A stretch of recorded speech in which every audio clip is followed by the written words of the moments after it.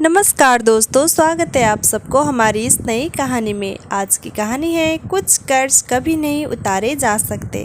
विवाह के 2 वर्ष हुए थे जब कविता गर्भवती होने पर अपने घर पंजाब जा रही थी। पति शहर से बाहर थे। जिस रिश्ते के भाई को स्टेशन से ट्रेन में बिठाने को कहा था वो लेट होती ट्रेन की वजह से रुकने में मूड में नहीं था, इसलिए सामान सहित प्लेटफार्म पर बनी बेंच पर बिठाकर चला गया। गाड़ी को 5वें प्लेटफार्म पर आना था। गर्भवती कविता को 7वां माह चल रहा था। सामान अधिक होने से एक कुली से बात कर ली। बेहद दुबला पतला बुजुर्ग, पेट पालने की व्यवस्था उसकी आंखों में थी। एक याचना के साथ सामान उठाने को आतुर कविता ने उसे 15 रुपये में तय कर लिया और टेक लगाकर बैठ गई।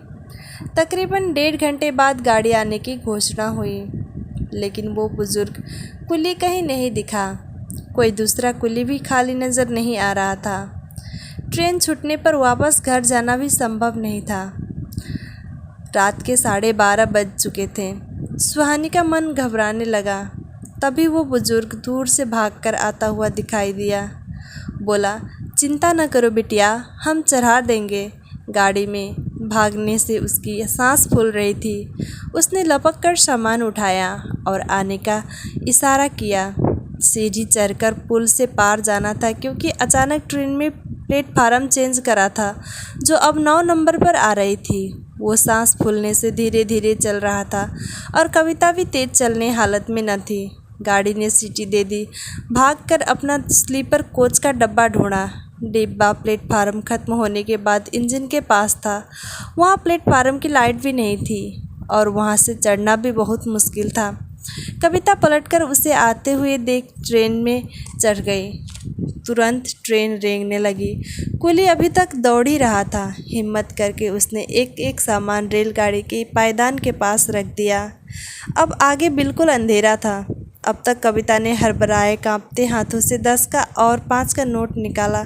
तब तक कुल्ली की हथेली दूर हो चुकी थी। उसकी दौड़ने की रफ्तार तेज़ हुई, मगर साथ ही ट्रेन की रफ्तार भी। वो बेबसी से उसकी दूर होती खाली हाथें देख रही थी और फिर उसका हाथ जोड़ना, नमस्ते और आशीर्वाद की मुद्रा में उसके करीबी का, उसका पेट, उसकी मेहनत, उसका सहयोग सब एक साथ कविता की आंखों में कौंध गए।